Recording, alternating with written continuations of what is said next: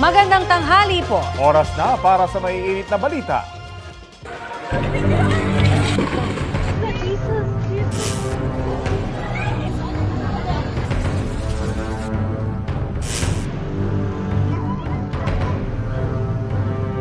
Matinding pinsala at may mga buhay ding nawala sa pagtama ng magnitude 6.9 na lindol sa Visayas. Sa lakas ng pagyanig, hindi napigilan ng ilang residente na matakot at maging emosyonal. Ang mainit na balita hatid ni Femari Dumabok ng GMA Regional TV.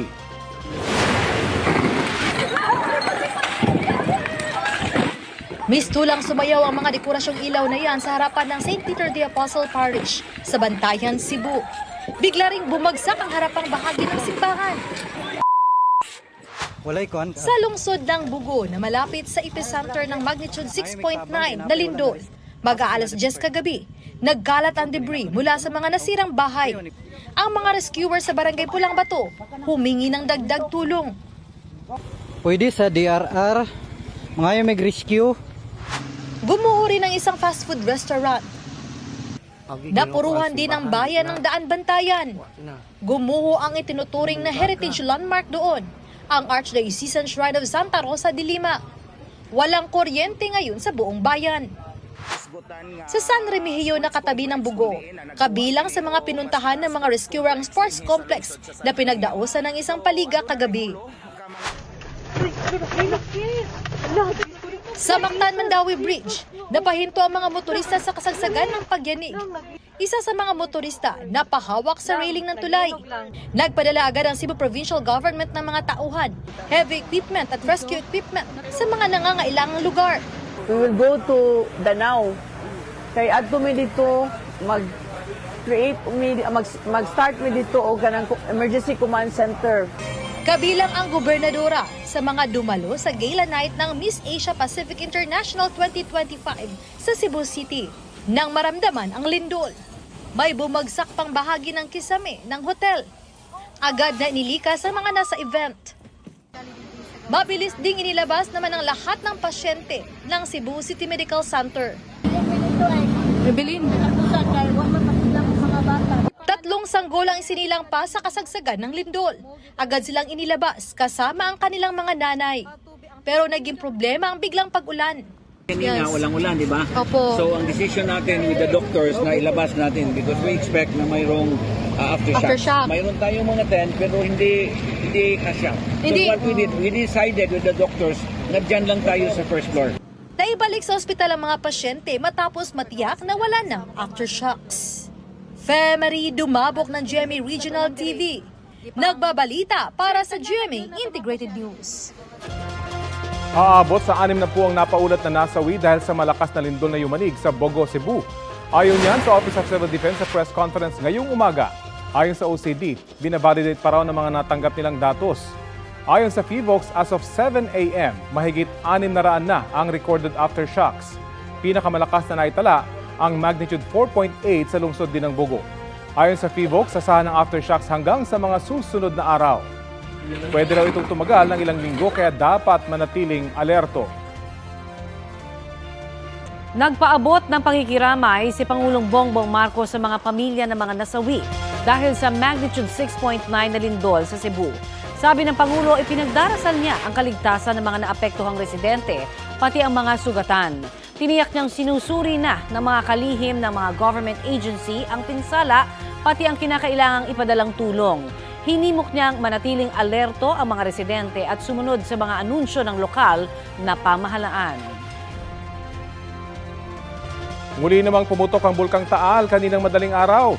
Ayon sa Philippine Institute of Volcanology and Seismology o PHIVOLCS, nangyari ang minor phreatomagmatic eruption pasado alas 2 ng umaga. Ibig sabihin, nagkaroon ng interaksyon ng magma at tubig sa bulkan.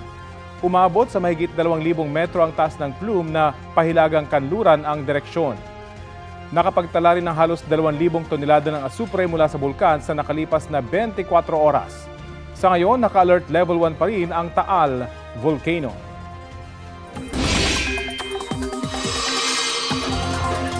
Bagyo na ang binabantayang low pressure area na nasa loob ng Philippine Area of Responsibility.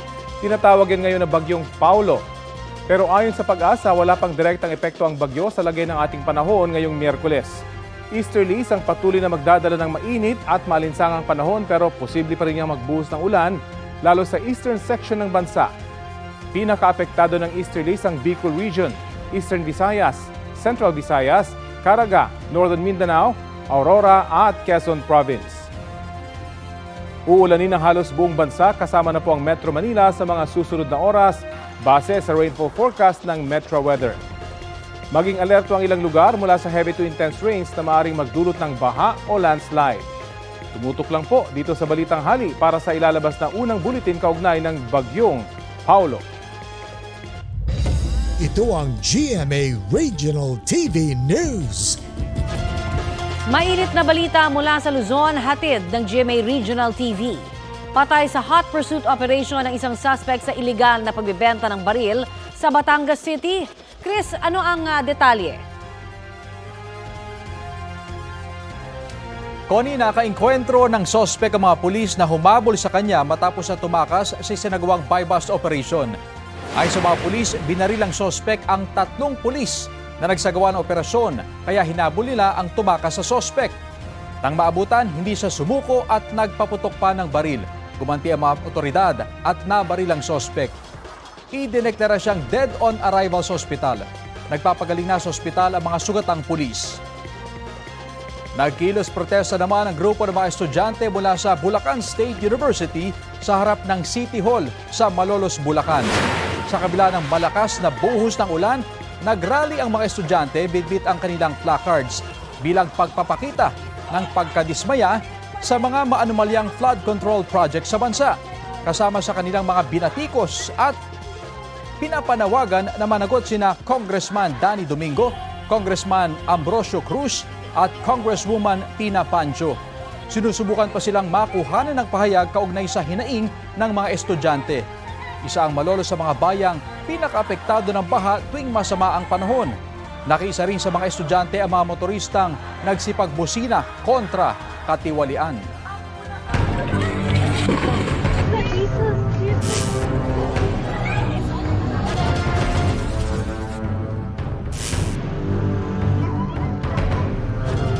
Update po tayo sa magnitude 6.9 na lindol sa Cebu at sitwasyon sa aktibidad ng Bulkang Taal. Kausapin po natin si PHIVOLCS Director Dr. Teresito Bacolcol. Salamat po sa pagpapaunlak ng panayam dito po sa Balitang Hali. Magandang tanghali din po sa inyo, ma'am. Ilang aftershocks na hangahubang ating naitatala makalipas po ang ilang oras mula kagabi na paglindol? So as of 7 a.m. kanina, nakapagtala na po tayo ng 611 aftershocks and ang yung pinakamataas is magnitude 4.8. So yung pinakamababa is 1.4 but ang pinakamataas is 4.8. Sir, ito... And we would go ahead, sir. Go ahead. Aftershocks in the next few weeks or even next few days or even next few weeks. Oho, medyo matagal-tagal pa rin ho kung ganun pa rin ang ating mararanasan. Ano ho ang abiso ninyo? Dahil kung magnitude 4, mararamdaman pa rin ho yung lakas nun, hindi ho ba? Yes po, out of the 611 aftershocks na na-record natin, 4 doon ang naramdaman ng mga tao. So ito yung magnitude 4.8. And kaya kapag advice natin sa ating mga kababayan, kapag makaramdam sila ng malakas na aftershock, they should do the duct cover and hold. Ito naman yung tinuturo natin sa kanila during earthquake drills. At kung kahit na sabihin na ho natin na hindi gano'n nakalakas katulad ng 6.9, pero kung na-damage po during the 6.9 yung mga gusali at makaramdam po ng mga pagyanig pa na yan, ng mga aftershocks, maaari pa rin hong magkaroon ito ng masamang effect, di ba ho, sa ating mga kababayan pa rin kung magbagsakan? Yes, tama po kayo. In fact, yun yung advice natin sa ating mga kababayan. Kapag yung bahay nila or yung structure kung saan sila namamalagi ay may visible damage, so they really have to consult muna yung municipal or city engineers kasi po kung hindi man ito bumagsak during the main shock, baka babagsak ito during a strong aftershock kasi these are already visibly weakened by the main shock. So they seek muna sila ng advice from their municipal or city engineers as to the integrity of their houses or structures. Kasi nga po, baka mabagsakan sila. Okay, Dr. Teresito Bacolcol, kanina ho sa radyo, sa DZBB, ay nasa mahigit 30 po na ho ang confirmed na nasabi hong casualty o mga namatay. Pero ngayon po, may mga sinasabi silang unconfirmed reports na umabot na ito na mahigit sa 6 na po. Meron na ho ba kayong balita tungkol po dyan?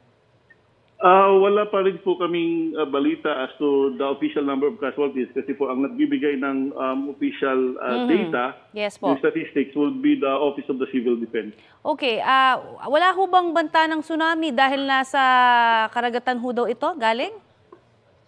Yes, tama po kayo. In fact, yes, last night nagpalabas po tayo ng tsunami information advisory. And sinasabi natin na baka magkaroon ng minor sea level disturbance kasi po based on our modeling, pwedeng magkaroon ng not more than 1 meter tsunami waves. Nga po. So ang expected time arrival would be 9:59 p.m. kagabi to 11:20 p.m. But since wala naman po nangyari, so we lifted the advisory 2 hours after the end time. So we lifted it at 1:20 a.m. kaninang madaling araw. Okay, marami rin ho nagko-connecta no, doon sa eruption po ng Taal dito po sa nangyaring lindol. Kayo na ho magpaalala, may connection ba ito o wala? Wala pong connection yung lindol kagabi sa pag-alburuto ng Taal kaninang madaling araw. We have 24 active volcanoes and we also have 185 active fault segments. So there is always this possibility na magkakasabay-sabay kasi sa dami ba naman ng vulkan natin na aktibo at sa dami din natin ng mga active faults, may chance talaga na magkakasabay-sabay yan. Buti na nga lang at hindi pa sumabay yung bagyo. Nauna yung bagyo last week. Pero again, wala pong connection yung lindol sa pag-alburuto ng Taal volcano. Okay, at ano hong ang update natin sa Bulkang Taal sa mga oras na ito? Okay, so ang Taal volcano ay for the past 24 hours, nakapagtala po tayo ng isang volcanic earthquake lamang. And right now, nasa alert level 1 pa rin yung Taal volcano. Although meron tayong, again, kaninang madaling araw, meron tayong minor eruptions, but these are still characteristics of alert level 1 activity. Okay, marami pong salamat sa inyong oras na ibinigay sa Balitang Hali, sir. Maraming salamat. Yan po naman si PHIVOLCS Director Dr. Teresito Bacolcol.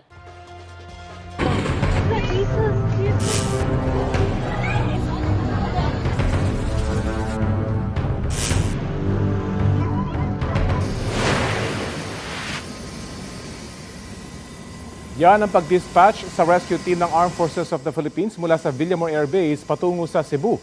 Sila ang re-responde at tutulong sa mga naapektuhan ng pagyanig ng magnitude 6.9 na lindol.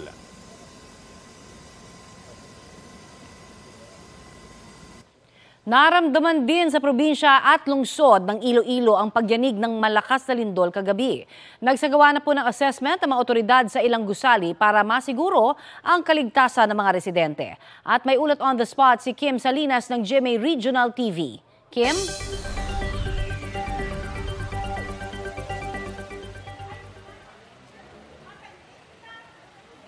Connie, isinailalim sa inspeksyon ang government offices at iba pang high-rise buildings sa lungsod at probinsya ng Iloilo matapos ang malakas na pagyanig kagabi. Sa Iloilo Provincial Capital, may mga nakitang bagong bitak ang Engineer's Office at PDRMO sa pagsusuring isinagawa ngayong umaga. Inaalam pa kung ang ibang bitak ang luma na. Ina-assess pa ng provincial government kung pahihintulutan ng makabalik ang operasyon o sa operasyon ang Kapitolyo mamayang hapon. Samantala, kanina balik na rin sa normal ang operasyon sa Iloilo City Hall matapos na-assess ng Office of the Building Official na safe na sa occupancy ang building maging ang Legislative Building. Sa kasalukuyan, nagsasagawa rin ng rapid visual assessment ang DPWH-6 sa ilang istruktura sa rehiyon. Matandaang maliban sa Cebu, naramdaman din ang pagyanig sa Western Visayas at Negros Occidental kung saan karamihan sa mga residente ay lumabas sa kanilang bahay at pinagtrabahuhan. May ilan ding nirespondihan ng medical team matapos mahilo. Dahil sa pagyanig, sinuspindi rin ang face-to-face classes sa ilang LGU sa Iloilo Province, Capiz, Aklan, Bacolod City at Negros Occidental. Connie, isinailalim na rin sa yellow alert status ang Visayas Grid matapos nagka-force outage ang 27 planta ng NGCP. Sa kabila nito ay may sapat pa rin na supply ng kuryente sa Panay pero inaabisuhan pa rin ang mga consumers na magtipid muna sa paggamit ng kuryente. Connie? Yes, Kim, naramdaman din ba ng husto yung lindol dyan sa area ninyo? Actually, no, may mga videos or kumbaga na hindi masyado actually Connie, pero kumbaga on my personal experience, no, parang nahihilo tayo and may mga nakikita din tayong videos sa mga malls na gumagalaw, no, yung mga ilaw, yung mga chandelier. Ramdam na ramdam din actually, Connie, dito sa lungsod at sa Western Visayas. Alright, maraming salamat sa iyong update na yan at ingat kayo dyan. Kim Salinas.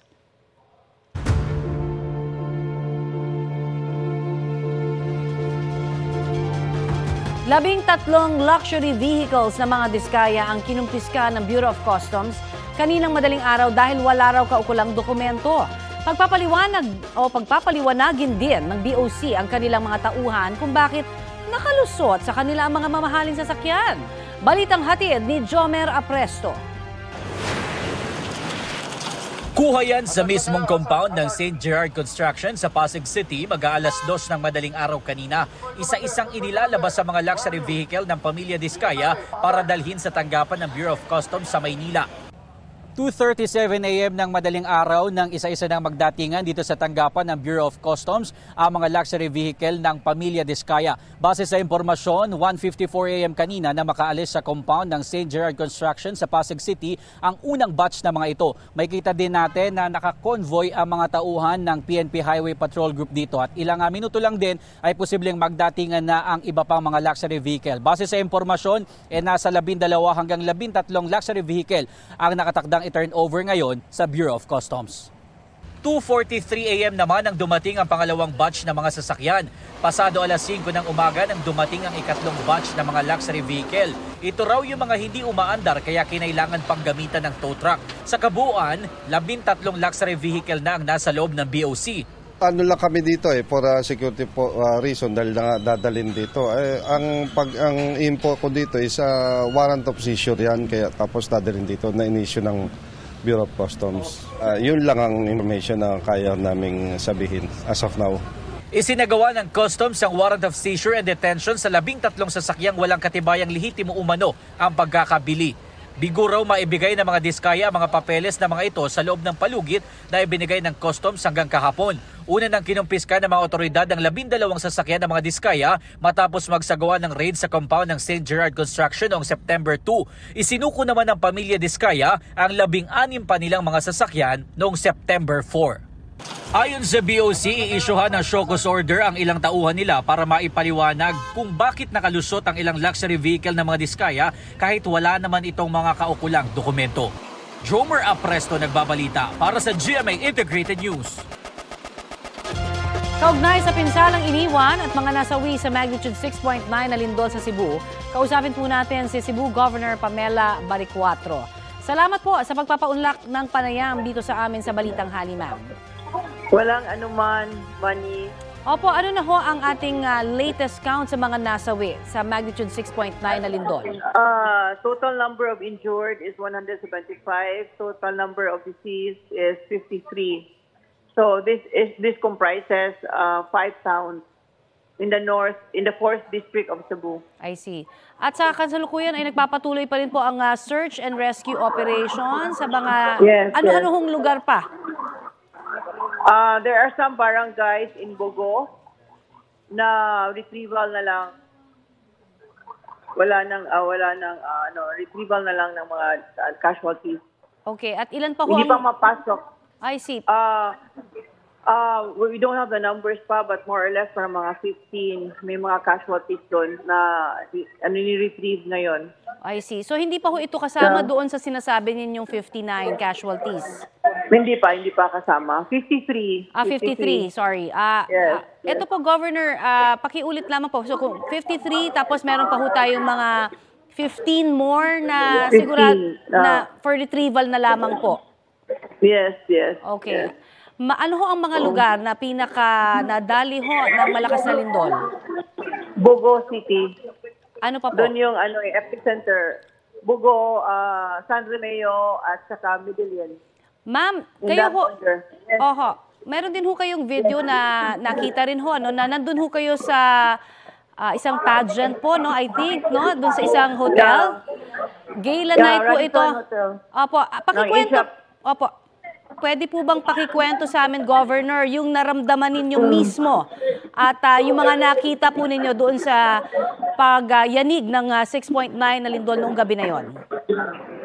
It was really talaga scary. We were kasi nag-sponsor yung province ng Miss Asia Pacific West, no? So it was a gala night.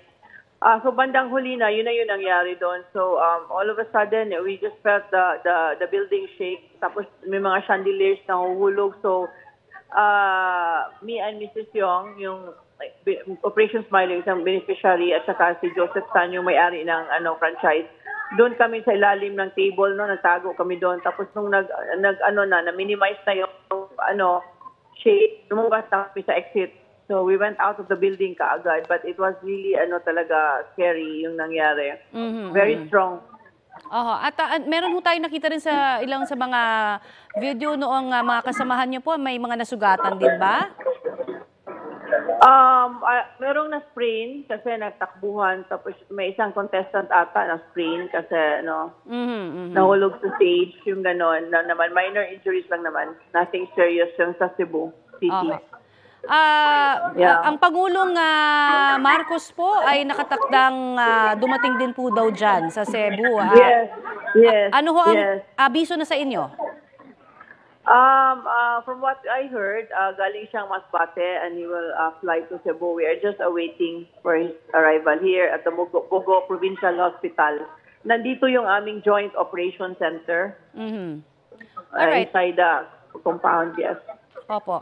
Pakikwento po sa amin at baka sa pagdating po ng Pangulo dyan ay mabigyan pa ho kayo ng mga tulong na kakailanganin pa ho ng inyong probinsya. Lalo na at kanina ho nakausap po namin yung inyo pong staff din at sinabi po na kailangan ng mga medical practitioners, ng mga volunteers po. Ano ho ang lagay ng mga ospital natin kung nasaan ngayon yung mga nasugatan at yung mga namatayan din po? So far, nakaya naman namin yung mga hospitals, provincial hospitals, tsaka yung mga private hospitals nag-offer na. So some of the patients already brought to the private hospitals, no. Nakaya naman namin maybe sa medicines sa mga provincial hospitals, yung yung additional medicine. At saka what we need now is prepared food, yung cooked food. I see. So for now, naka-order naman kami. But kailangan talaga ng water at saka medicine. So yung medical staff parang okay naman kasi nagpadala na si Governor Tamayo from Southern Cotabato ng medical staff dito at saka si Mayor Isko magpadala na rin ngayon. I see. Marami daw na mga gusaling napinsala ng husto, no, yung mga infrastruktura. Ano ho ang assessment natin so far? Dito sa Bugo, may mga may mga gusali na like yung McDonald's dito, sira-sira. Yung ibang bahay naman, yung sa loob lang because of the shaking, nabasag yung mga gamit. But the structure naman is there. And dito sa Bugo, mostly yung mga roads, na nasira yung roads, I see. Like the usual, para sa Bohol noon, yung mga roads, no? Yeah. Ay ipapaulit ko lamang po sa inyo, may mga impassable na mga daan ho ba ngayon na talaga hong kinakailangan nyo ring mapuntahan at hindi ho nyo mapuntahan yung ibang mga lugar? Yes, I'm still stabilizing the situation here in the Bugo Provincial Hospital, but I've sent my team to the other municipalities. So far naman, stable na yung situation dito. Hindi na as bad as it was this morning, no? Kasi napadala na namin yung mga patients, yung mga casualties to the city. Okay. And to the nearest Kamusta po ang ating linya ng komunikasyon, tubig, kuryente, yung mga pasilidad po tulad ng mga airports and seaports po natin? Yeah, sa Cebu City naman okay. It's just dito sa Sports District, Bugo City, yung may mga casualties. Yun lang yun. Of course, an earthquake, it's always the power that is affected. So wala pa po? Water as well. Wala pang ano dito, wala pang kuryente dito. Yung airport po ninyo at mga pantalan, kamusta? Okay naman, functional naman. Everything else is functional except for the affected municipality. Okay. But of course, I heard yung mga ibang hotel sa city, no, nasira din yung mga structures nila. Aha. Okay. Again, babalikan ko ho yung mga nasa ospital pa, nagpapagaling. Sabi niyo meron pong 175 na sugatan. Ito ho ba ay nasa isang ospital lamang dyan sa Bugo o kalat-kalat pa rin ho? Hindi, pinaano na namin, we sent them to the city na, yung mga ibang hospital, saka ibang provincial hospital that's nearby. So yung mga critical patients, what's dito? Okay. Dito, napadala na namin. So, all right. Sa last 2 hours. Marami pong salamat, Governor, at Thank you. ipagdarasal po namin kayong lahat dyan. Thank you so much for your time. Thank you. We need help. Thank you. Bye-bye. Yan po naman si Cebu Governor Pamela Baricuatro.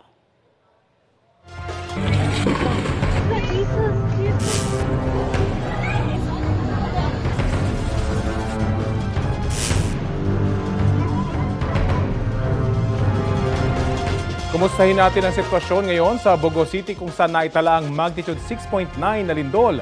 May ulat on the spot si Alan Domingo ng GMA Regional TV. Alan? Yes, Rafi, nandito ako ngayon sa Bogo City kung saan naitala ang epicenter ng 6.9 magnitude na lindol kagabi. Rafi, kalunos-lunos ang sitwasyon ng mga biktima ng lindol kung saan magkatabi na ang mga bangkay at mga nasugatan na inilagay sa harapang bahagi ng Bogo City Provincial Hospital dahil wala nang mapaglagyan. Nagpang-abot na ang mga ambulansya at tauhan ng mga punerarya sa isang lugar. Inihatid ng ambulansya ang mga pasyenteng malubhang nasugatan sa ibang hospital. Patuloy din na dumadating ang mga bangkay na nakasilid ng black cadaver bag mula sa iba't ibang lungsod ng 4th District ng Cebu. Mismong si Governor Pamela Baricuatro ang namamahala sa pag-asikaso para mai-transfer ang mga pasyente sa mga ospital. Ayon sa kanya, aabot na sa mahigit 30 katao ang naitalang nasawi pero posibleng madagdagan pa ang bilang. Wala pa ring insaktong bilang kung ilan ang sugatan. Humihingi na ng tulong ang gobernadora para sa mga nabiktima sa lindol. Kumikilos na din ang iba't ibang ahensya ng pamahalaan sa mga pagresponde. Samantala, gumuho naman ang Bogo City Hall dahil sa lakas ng pagyanig kagabi ayon sa Bogo City DRRMO. Umabot na sa 20 katao mula sa lungsod ang kumpirmadong patay. Nagpapatuloy pa rin ang retrieval operation sa iba't ibang barangay sa lungsod na may landslide. Kitang-kita naman ang malalaking bitak sa mga kalsada pero nadaanan naman ang mga ito. Problema din ang lungsod ang kawalan ng supply ng tubig matapos masira ang kanilang water utility. Hanggang ngayon, wala pa rin kuryente sa Bogo City at Karatig Bayan sa North District. Maliban sa Bogo City, nagtamo rin ng malaking pinsala ang bayan ng San Remigio at Medellin. May nadadaanan din tayong landslide sa Sugod sa Cebu, kung saan isang senior citizen ang pinaniniwala ang nasawi matapos matabunan ng malaking bato ang kanyang bahay. Hinahanap pa ang kanyang katawan. Ayon kay Rafi, ayon kay Governor Pamela Baricuatro, latest count ng mga nasawi is umabot na sa 53. Pero posibleng aakyat pa ang bilang kasi patuloy pa ang retrieval at rescue operation sa mga biktima ng pagyanig dito sa Cebu. Rafi. Alan, unang-una siguro nasa safe na lugar naman kayo, no? Kasi ang sinasabi ng PHIVOLCS ay pwede pa kayong makaranas dyan ng aftershocks. Wala ba kayong nararanasang aftershocks ngayon, Alan? May naranasan tayong panakanakang pagyanig, Rafi, pa hindi naman gaanong kalakasan, Rafi. Linawin ko lamang yung mga patay na nandyan sa harapan ng ospital. Ano yan? Galing yan sa iba't ibang kabahayan dyan sa Bogo? Or meron din galing sa ibang bayan, Alan? That's right, Rafi. Itong dito sa likuran ko, itong nakasilid sa Black Cadaver Bag, galing ito sa Bogo City. Mayroon din galing sa San Remigio, Medellin at iba pang lugar dito sa 4th District sa northern portion sa lalawigan ng Cebu, Rafi. So kung may mga gusto mag-identify ng kanilang mga kaanak, dyan sila pupunta, Alan. Parang centralized na kumbaga. That's right. Yes, that's right, Rafi. Bago lang, may mukhang foreigner dito na nakasilid din at ang pamilya niya ay dumating. And sa mga pamilya na mga nawalan, na biktima ng lindol, pwede silang pumunta dito sa harapan ng Bogo Provincial Hospital, Rafi. Okay, maraming salamat at ingat kayo dyan. Alan Domingo ng GMA Regional TV. Ramdam din sa ilang bahagi pa ng Visayas at maging sa Luzon ang magnitude 6.9 na lindol na tumama sa Bogo, Cebu. Balita hati ni James Agustin. Malakas ang lindol, kakahilo. Naramdaman din sa lalawigan ng Albay ang magnitude 6.9 na lindol sa Bogo, Cebu. Tila sumasayaw ang chandelier na yan sa isang bahay sa bayan ng Ligao. Kasabay nito may isang transformer ng kuryente sa bayan ng Uwas ang sumabog. Nakuna naman ni Yus Cooper Zone Ray Germany ang pagyanig sa Bulusan, Sorsogon. Ganyan din ang kuha ni Yus Cooper Adrian Garbin sa Sorsogon City. Naramdaman din ang lindol sa New Washington, Aklan. Napansin ni Yus Cooper Rendel de la Rhea ang paggalaw ng ilan nilang gamit sa loob ng bahay. Sa Masbate City, kita rin ang paggalaw ng chandelier sa loob ng isang hotel. Napalabas ng gusali ang ilang guest doon. Nagsilabasan din mula sa pinagtatrabahuhan nilang gusali ang mga empleyado ng isang BPO company sa distrito ng Mandurriao sa Iloilo City. Nakakita pa raw ng mga bitak sa kisame at sahig ng gusali ang ilan sa kanila. Nanatili rin muna sa kalsada ang ilang residente sa Haro District kasunod ng lindol. Sa isang simbahan doon, kita pang gumagalaw ang mga ceiling fan. Ramdam din ang pagyanig sa Tagbilaran, Bohol. Kita ang paggalaw ng ilang gamit sa mga bahay roon, tulad ng ceiling fan na ito. Napalabas naman ang mga empleyado sa gusaling yan. Nawalan din ng kuryente sa ilang bahagi ng lungsod kagabi. James Agustin, nagbabalita para sa GMA Integrated News. Ito ang GMA Regional TV News. Balita sa Visayas at Mindanao mula sa GMA Regional TV. Isinailalim na sa state of calamity ang buong lalawigan ng Cebu kasunod ng magnitude 6.9 na lindol. Cecil, anong susunod na hakbang nito? Rafi, dahil sa deklarasyon, mapapabilis ang paglalabas ng emergency funds ng probinsya. Kinumpirma ito mismo ni Cebu Governor Pamela Baricuatro. Idiniklara daw ang state of calamity kasunod ng kanilang pagsusuri sa naging epekto sa iba't ibang bayan at lungsod. Layo nitong maibigay agad ang kinakailangang tulong ng mga naapektuhan ng lindol. Nag-anunsyo naman ang National Grid Corporation of the Philippines na isa sa ilalim sa yellow alert status ang Visayas Grid mamayang hapon. Magsisimula raw yan 1:00 hanggang 12:00 ng hating gabi. 27 planta raw ang nagkaroon ng force outage dahil sa lindol. Bago pa man ang pagyanig, may 16 din na planta ang hindi gumagana. Isa naman ang tumatakbo sa bawas na kapasidad. Isang malaking sinkhole ang lumitaw sa isang palayan sa Siquijor. Nagmistulang maliit na ilog ang sinkhole na lumitaw sa Barangay Napo sa San Juan. Pinaiiwas muna ang mga tao na lumapit dyan para maiwasan ang disgrasya. Ine-inspeksyon na ng mga otoridad ang nasabing sinkhole noong Biyernes. Ayon sa alkalde ng bayan ng San Juan, patuloy ang ginagawang assessment para alamin kung pwede pang gamitin ang ibang parte ng palayan. Ayon sa mga eksperto, nabubuo ang sinkhole kapag nalusaw ang mga bato o carbonate rocks sa ilalim ng lupa. Ilan sa mga sinyalis nito ang pagkakaroon ng bugis-bilog na bitak sa lupa at pagtabingi ng mga istruktura o mga puno.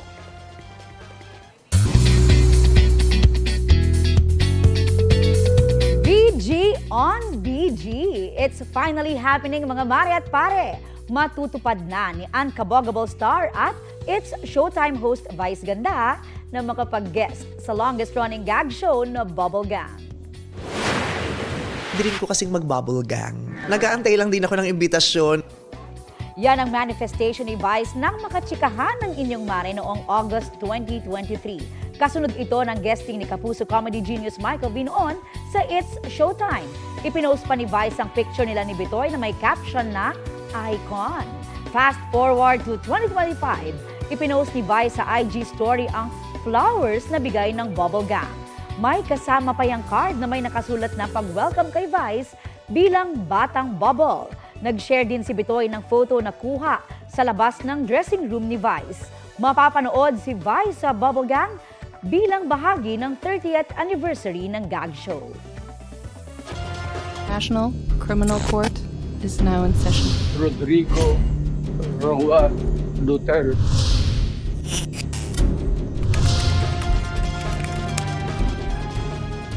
May pending na arrest warrant sa International Criminal Court para sa dalawang kaalyadong senador ni dating Pangulong Rodrigo Duterte ayon kay dating Senador Antonio Trillanes.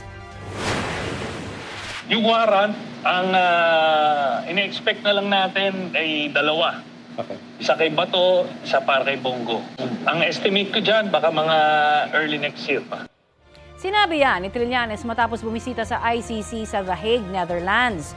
Madalas daw siyang makipag-ugnayan sa ICC para magsumite ng ebidensya at tumulong sa pagkuha ng mga testigo para sa kasong crimes against humanity laban sa dating Pangulo kaugnay sa war on drugs. Si Senador Bato de la Rosa ang unang PNP chief na nagpatupad ng Oplan Tokhang. Si Senador Bongo naman ay matagal nang malapit kay Duterte noong siya'y Davao City Mayor pa lamang at kalaunay naging Special Assistant to the President. Dati nang sinabi ni De La Rosa na handa siya sakaling ipaaresto siya ng ICC. Git naman dati ni Go na hindi siya sangkot sa extrajudicial killings o anumang iligal na gawain noong drug war. Sinisikap ang kunan ng bagong pahayag ang dalawang senador. Ito na ang mabibilis na balita. Patay ang isang lalaki matapos pagbabarilin sa Katipunan Avenue sa Quezon City. Lumabas sa inisyal na investigasyon at tinangay ng mga salarin ang motorsiklong minamaneho ng biktima matapos barilin.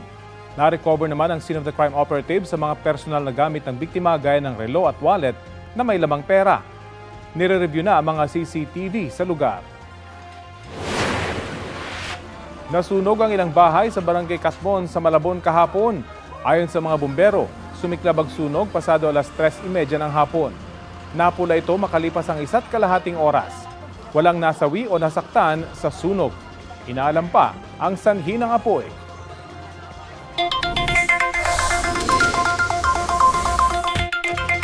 Good news naman po tayo sa mga suki ng liquefied petroleum gas o LPG.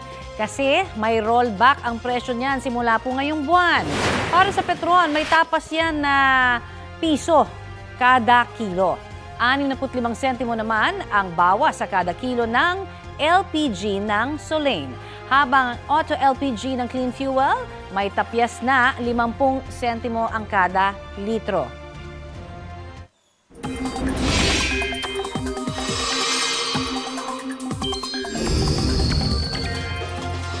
May tsansang maglandfall sa bansang Tropical Depression Paulo. Base sa 11 AM Bulletin ng Pag-asa, posibleng tumama ang bagyo sa Isabela o kay sa Northern Aurora sa Biyernes ng umaga o hapon. Tatawirin nito ang Northern Luzon. Sa ngayon, wala pang direktang epekto sa lagay ng ating panahon ang Bagyong Paulo. Wala pang nakataas na wind signals dahil dito. Namataan ng Pag-asa ang Bagyong Paulo 760 kilometers silangan ng Virac, Catanduanes. Taglay nito ang lakas ng hangin na aabot sa 45 kilometers per hour. Nagbabala ang Philippine National Police kaugnay sa mga peking accounts sa social media na kunwaring anti-cybercrime group. Ayon sa PNP, may 3 social media account na nagpapanggap bilang bahagi ng PNP ACG.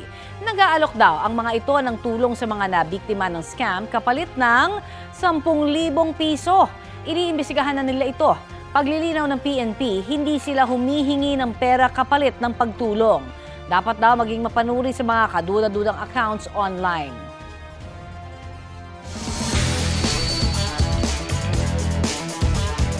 Ngayong araw na magsisimula ang bagong season ng NCAA.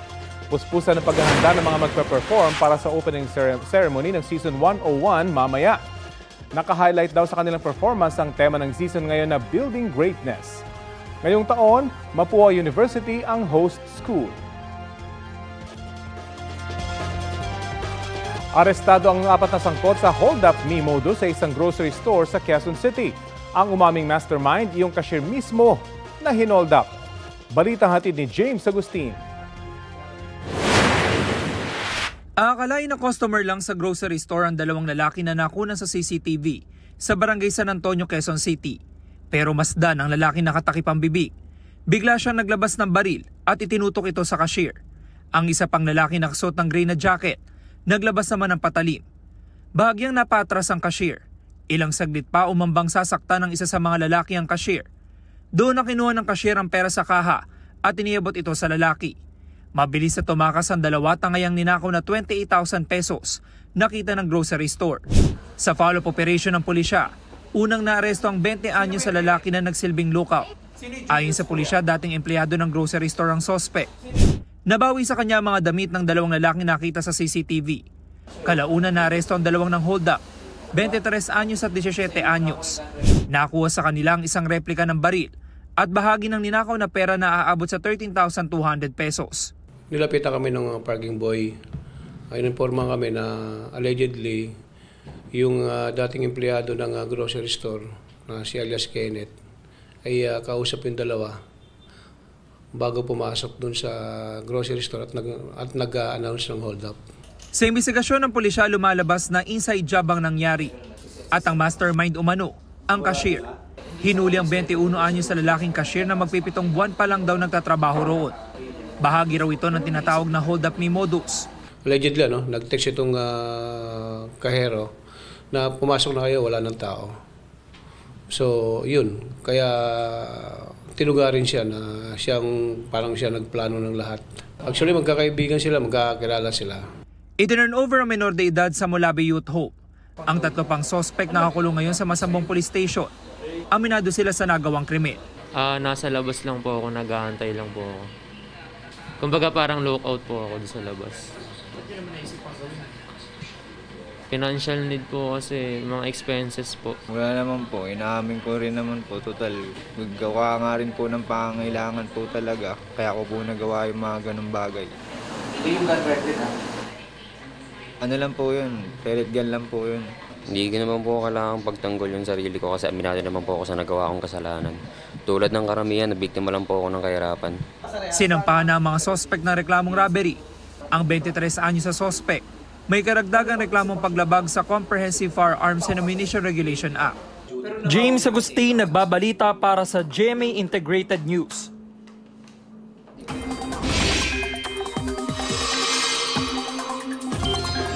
Update tayo sa lagay ng panahon ngayong bagyo na ang binabantayang low pressure area sa loob ng Philippine Area of Responsibility. Kausapin natin si Pag-asa Weather Specialist, Charmaine Varilla. Magandang tanghali at welcome sa Balitang Hali. Yes po sir, magandang tanghali po sa inyo. Apo, kailan at saan po mararamdaman ang pananalasan nitong bagyong Paulo? Sa ngayon po sir, nakikita po natin Friday po talaga yung landfall niya. Possibly nga dito sa may area ng Northern Luzon. Possible entry point niya is in between dito sa may Isabela or Northern Aurora. Pero as early as today po, makakaramdam na yung silangang bahagi ng Northern Luzon na mga malalakas na mga hangin po. And then possible din po na within today, mamayang hapon or gabi ay maaari na tayong mag-raise ng wind signal. Gaano po kalakas ito at maapektuhan ba somehow itong mga tinamaan ng lindol? So sa ngayon sir, ang possible na pwede niyang abutin na kategorya ay nasa severe tropical storm. Pero hindi pa rin natin niro-roll out na baka umabot pa ito ng typhoon, pero more on leaning tayo dun sa severe tropical storm na kategorya niya before mag-landfall. And then kung dito naman po with reference sa may area ng Cebu, nakikita naman natin na malayo naman po yung area ng Cebu dito sa dadaanan ng bagyo kasi sa mga susunod na araw, mas hihilaga pa po yung pagtahak nito. Pero kahapon po umuulan daw sa Cebu. Kumusta naman po ang lagay ng panahon ngayon sa Cebu? Ngayong araw at sa mga susunod na araw? So yes po sir, tao po kayo. Meron pa rin po tayong mga localized thunderstorm na recorded dito sa may Cebu. And for today, meron pa rin po tayo ina-expect na mga pag-ulan doon in between 5 p.m. up until mamayang gabi mga 8 to 11 p.m. And yun lang po yung mga time na meron silang mga pag-ulan na mararamdaman dahil nga po more on localized lang yung nature ng mga pag-ulan. By tomorrow, meron pa rin po mga thunderstorm, tsaka mas mataas po yung mga pwedeng pag-ulan compared today. Pero sa nakikita naman po natin, hindi naman po ito yung mga pag-ulan na maaari na magdulot ng pagbaha at pagguho ng lupa. Pero magiging delikado ba sa mga bulubunduking bahagi kapag ito'y tinamaan na ng lindol, magkakaroon pa ng ulan? Anong posibleng danger nun? Yes po sir, no? So nakikita din po natin na may impact din kasi nung nagkaroon ng lindol, medyo nag-loosen yung ibang parts ng mga kalupaan. Ngayon, kapag tinamaan pa to ng mga malalakas na pag-ulan, another factor pa po yun para mag-add on dito sa pagguho ng lupa. Pero sa nakikita naman po natin ay wala naman po tayong mga alarming na mga pag-ulan dito sa area ng Cebu. Malayo naman po sa track nitong bagyo and mga localized thunderstorm lang po pero more on light to moderate. Sana nga po dahil may mga sinasagawa pang rescue operation. Maraming salamat po sa oras na binahagi nyo sa Balitang Hali. Yes po, maraming salamat. Pag-asa Weather Specialist Charmaine Varilla. 100 milyong pisong pondo ang inilaan ng pamahalaan para tulungang makabangon muli ang mga taga-Masbate matapos salantain ng bagyong Opong. May ulat on the spot si JP Soriano. JP? At Connie, ipinag-utos nga ni Pangulong Bongbong Marcos sa mga iba't ibang opisyal ng gobyerno dito sa Masbate, pati rin sa national government gaya ng DPWH, DepEd at iba pa, pati na rin ang Office of Civil Defense na agarang resolbahin ang mga pangangailangan ng mga taga-Masbate matapos nga ang paghagupit ng bagyong Opong. At nangako nga si Pangulong Bongbong Marcos, Connie, na maayos sa loob ng isang buwan ang lahat ng mahigit 800 classrooms na nasira dito sa Masbate. Ayon sa Pangulo, mas komplikado ang usapin ng kuryente kaya baka medyo matagalan. Pero nagpadala na ng mga generator sa mga ospital para matiyak na nagpa-function ito. Nakapag-release na rin daw ang gobyerno ng 28 billion pesos para sa Tupad Cash for Work program at nag-utos siya sa DBM na i-download ang 100 million pesos mula sa NGSF bilang dagdag na pondo para sa Masbate. Patuloy din ng relief goods at may nakalaan pang cash at medical assistance sa 10,000 pesos kada pamilyang apektado ng bagyo. Tiniyak din ng Pangulo na hindi iwan ng pamahalaan ng Masbate at patuloy na susuportahan matapos itong tamaan ng pinakamalakas na epekto ng bagyo. Dito yan sa Bicol Region. Pero bukod sa Masbate, pinagtutuunan daw ng pansin ngayon ng Pangulo matapos ang kanyang meeting sa DPWH Secretary at iba pang ahensya ng gobyerno ang sitwasyon ngayon sa Cebu. At yan muna ang latest. Balik muna sa iyo, Con.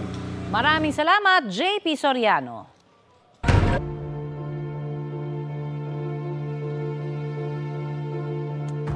Sa iba pang balita, halos 3 bilyong pisong halaga ng ari-arian na ang naka-freeze o hindi magagalaw bilang bahagi po yan ng investigasyon sa maanumalyang flood control projects. Ayon sa Anti-Money Laundering Council, ito'y matapos maglabas ng ikatlong freeze order ang Court of Appeals. Pina-freeze ang mahigit 800 pang bank accounts, 12 e-wallets, 24 na insurance policies, 81 sasakyan at 12 real estate properties. Ayon sa AMLAC, pinakamarami yan mula ng simula ng investigasyon sa mga questionableng proyekto. Hindi sinabi ng AMLAC kung sinong nagmamay-ari sa mga naturang assets. September 16 at 19 nang aprubahan ng CA ang dalawang naunang freeze orders.